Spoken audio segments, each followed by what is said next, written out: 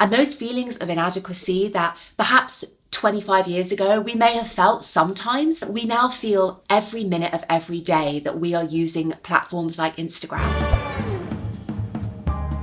Hello and welcome back to a brand new video. If you are a small business owner, an entrepreneur, or an individual trying to grow a community on Instagram, this is your number one place for your Instagram strategy to help you see more results in less time.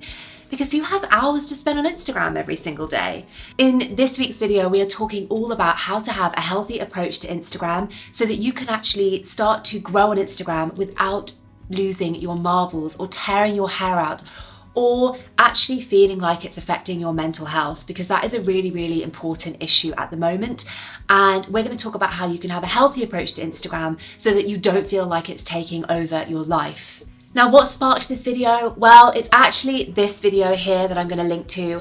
I watched it a couple of weeks ago and I had read other articles about this, but it really struck me and made me feel really, really quite sad about what a detrimental effect Instagram is having on people's mental health.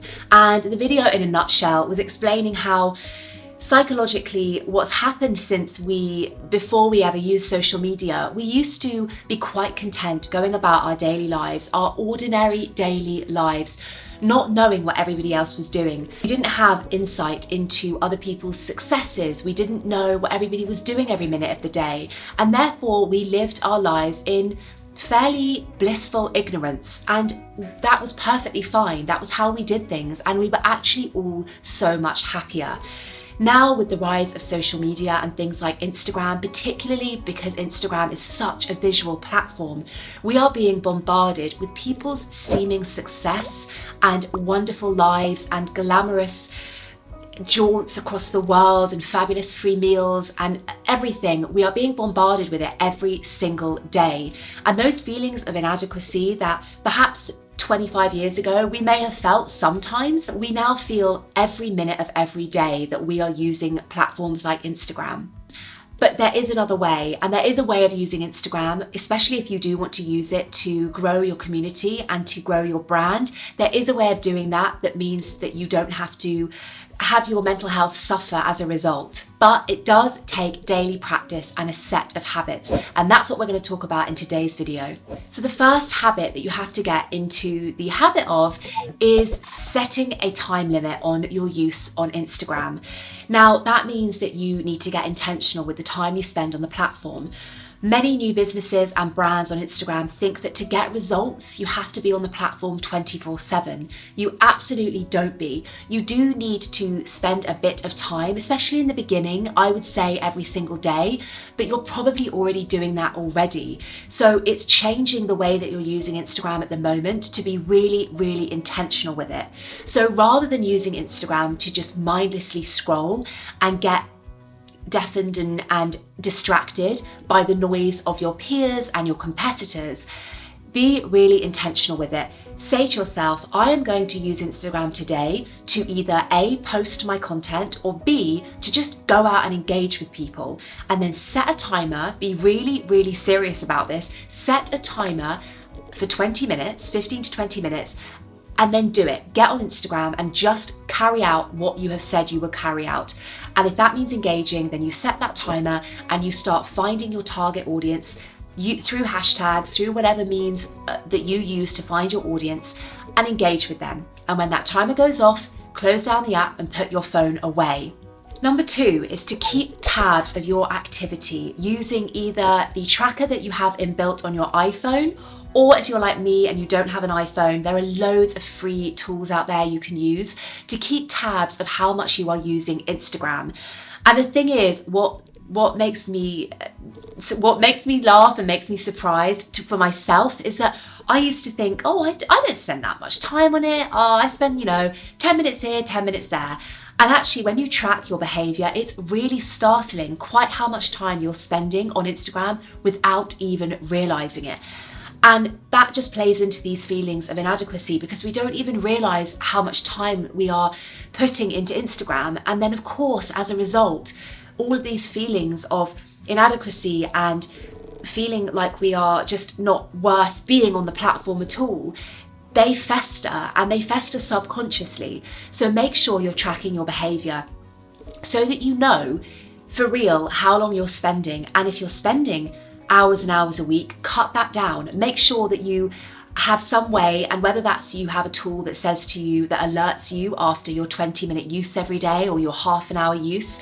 You might have an alert that says, you've spent 30 minutes and now you need to get off Instagram.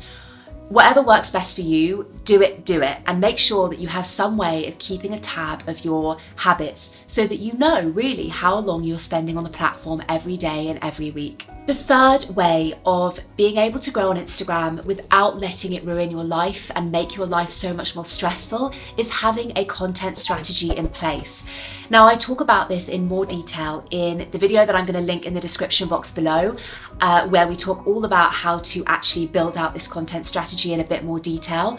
But in a nutshell, it's about planning your main feed content in advance so that you have that set up on autopilot and you don't spend time every single day or every other day frantically worrying about what you're going to post and what caption you're going to write and when you're going to share it. Again, it might surprise you quite how much time and energy you're spending fretting about what to post.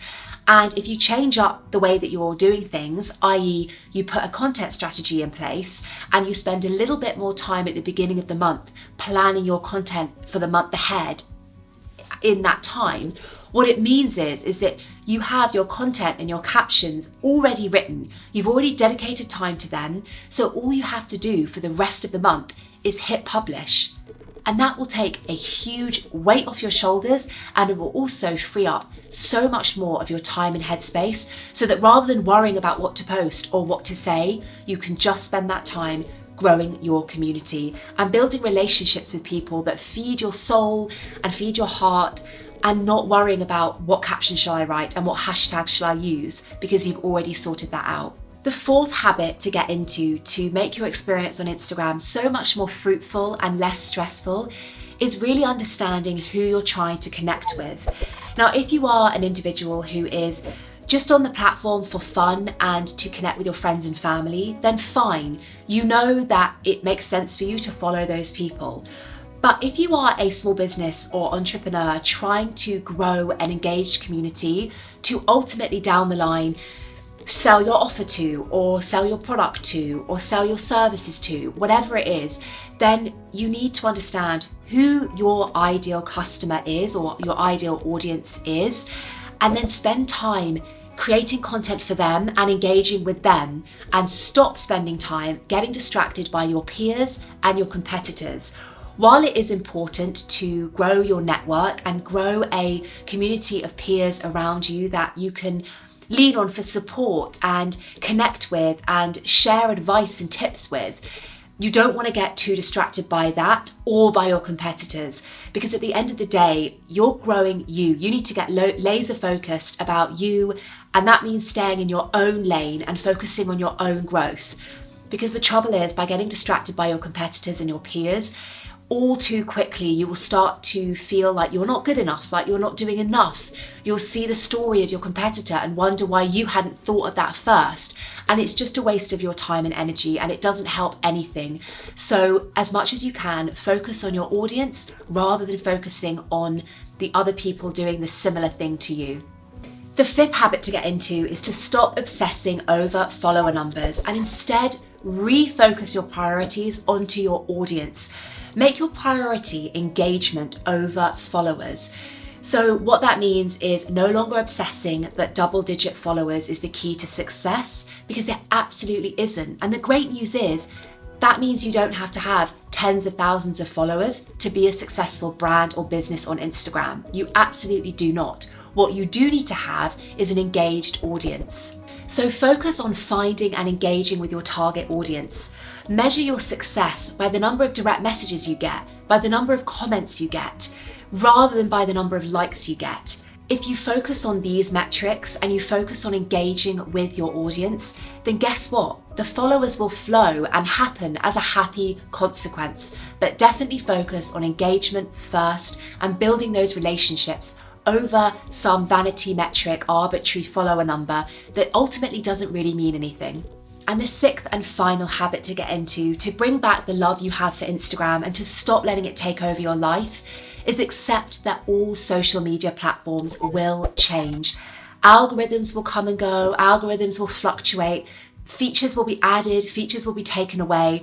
There is no constant with social media platforms. So the way to combat this is really just to focus on your audience and focus on building your relationships with them. If you accept that changes are going to happen, then you'll be in a much better position to roll with those changes and roll with the punches and actually get better set up for when those changes happen than if you try and resist and stick your feet in the ground and say, no, I'm not about this algorithm. I'm not, the algorithm hates me. I'm not gonna pander to the algorithm. Stop thinking about all those other external forces and just focus on how you can build the best relationships you can with your audience. And that way you will stand the test of time.